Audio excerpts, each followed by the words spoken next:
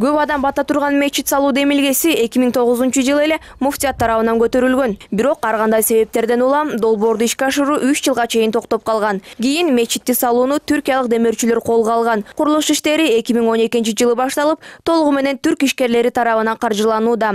Жер 49 жылга ижарага алынган. Мечит турган тилкенин жалпы аянты 3,5 гектарды түзөт. Бул жерди алгандан кийин анан биз спонсорлорду издей баштаганбыз. Арабтардан, түрктөрдөн. Анан спонсор чыкпай жүрүп, акырынан түрк тарап менен сүйлөшүп, бизге ушул чоң борбордук мечит куруп беребиз деген макулдашуу болгон.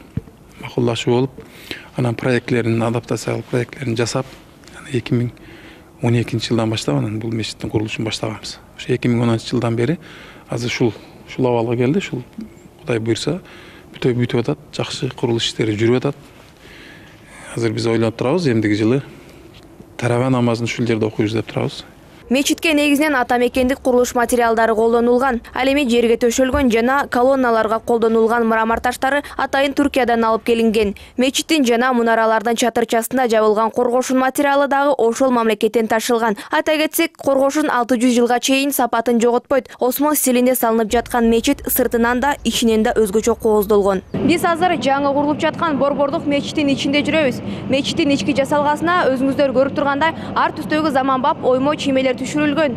Жасалганын негизги идеясы түрк дизайнерлерине таандык. Имараттын дуалдары тургузула баштаган күндөн тарта курулуш иштерине түрк архитектор дизайнерлери тартылган. Орто Азия боюнча алдыңкы делген мечитти салууга болжол менен $60 миллион сарпталган. Бирок бул чыгымдардын соңку эсеби эмес. Курулуш адистеринин айтымында алдыда калган иштерине дагы миллиондогон каражат керектелет. 35.000 dönüm üzerinde kuruludur. Бул Борбор Азия боюнча алдыңкы мечитте ишендире алабыз. Анткени бул жерде бардык ыңгай шарттары каралган. Мечит негизинен 10 000 кишиге ылайыкталган. Анын сыртынан деле намаз окуса болот. Сыртка 12 000 киши батат.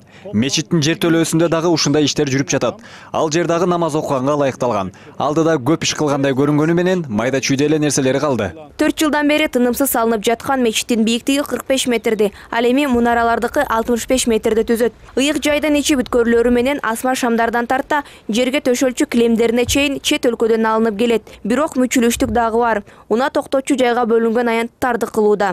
Кыргызстан мусулмандарынын дин башкармалыгынын борбордук мечитинде орчундук курулуш иштери аяктап калган. Келерки жылдын жаз айларында буюрса мечит толугу менен бүтүрүлүп, колдонууга берилүүсү пландалган. Кайыр Жайлообекова, Владимир Кулбалдиев, НТС.